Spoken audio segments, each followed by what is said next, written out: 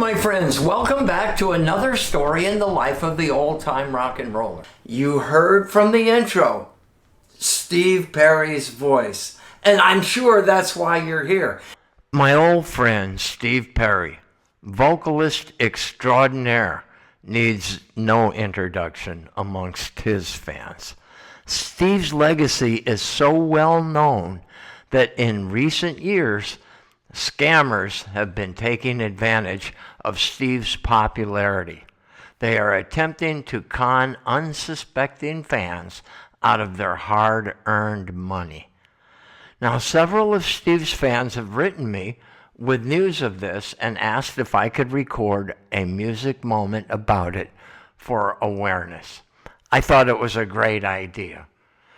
Now, just last week, I was contacted by one of these scammers with a Steve Perry profile on Instagram. This is how the chat started. Hi, I'm doing a random check on my fan page and I came across yours. Thanks for being a fan and liking my page and music. May God bless you. He asked, how long have you been a fan? And that made me a little suspicious, and I asked him, what songs had we recorded together in the 1970s? He gave me no reply, so I initiated a video chat, but got no response. Then I followed up with a phone call, and he didn't pick up. Well, I asked in the chat, why didn't you pick up your phone? And he replied, you're not supposed to call me. And I asked, why didn't he turn on his camera? And he replied, this is supposed to be a private account. I said, the real Steve and I are friends. And if you are Steve, turning on your camera or picking up your phone wouldn't have been a problem. That scammer was easy to flush out as a con artist. Now, these scams involve someone claiming to be Steve, contacting fans through social media or email, and asking for money or personal information with the promise of fake concert tickets, exclusive merchandise, even the chance to meet Steve in person. He'd tell him he was putting together a special concert or an exclusive meet and greet session, and they could get tickets or passes if they paid a fee up front. Now, Steve's a great guy. He doesn't need to do something like that. And if he was inviting you to a meet and greet, it would not be done like this. Do everything you can to identify the person you're communicating with. If it's not his management company, I would immediately dismiss it. Be careful, never give out any personal information or send money to somebody you don't know, no matter how real it seems. Experienced scammers are really tricky. They can use pervasive tactics and emotional appeals to try and convince you to part with your money. One fan even sent me a copy of Steve's current driver's license to serve as proof that they were in an international internet chat with the real Steve Perry.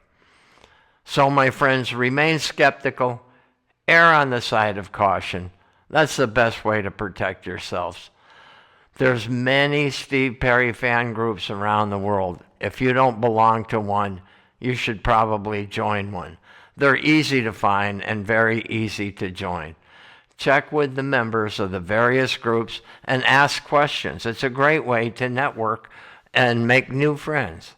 Now, Steve Perry does have an official Facebook page that is run by his management, and Steve does not post to it himself. Any news that Steve wants to announce to his fans is posted there by his management. The only other website that he communicates with is Fan Asylum, who shares his messages for fans or his music news. Now, when these scams were first launched, many fans were excited to hear from Steve Perry himself, or so they thought, and they eagerly paid the fee thinking they were getting a once-in-a-lifetime opportunity. But as the days went by, they realized they had been scammed when the concert or the meet and greet session never materialized. The scam artist was nowhere to be found. Now, this story of Steve Perry impersonators serves as a cautionary tale for all fans of famous musicians. It's important to remember that not everything that seems to be good to be true is actually true, and that we should always be wary of people who try to take advantage of our love for our favorite artists. So hopefully with raised awareness, Steve's fans can continue to enjoy his music and legacy without falling prey to their evil intentions.